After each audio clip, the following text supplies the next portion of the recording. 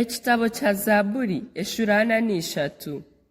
Okushaba okugaruka kutaaha omuri hekalu ya Ruhanga. Onchwere orubanja ayi Ruhanga, ontonganiraho abantu abatari kutiina. Onkiza abantu engobya kandi abatari b'amazima.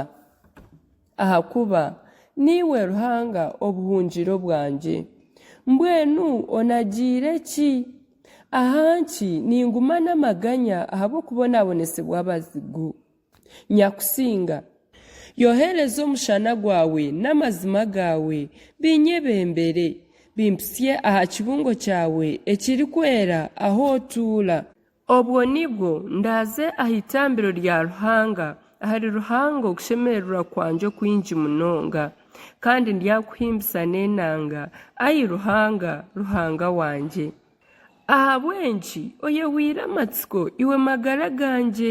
Ahabwenki oyemerize omutima omunda yanje. Tamatsiko ahari Ruhanga, ahakuba ndyagaruka muhimbise. Niwe muhwezi wanje kandi Ruhanga wanje.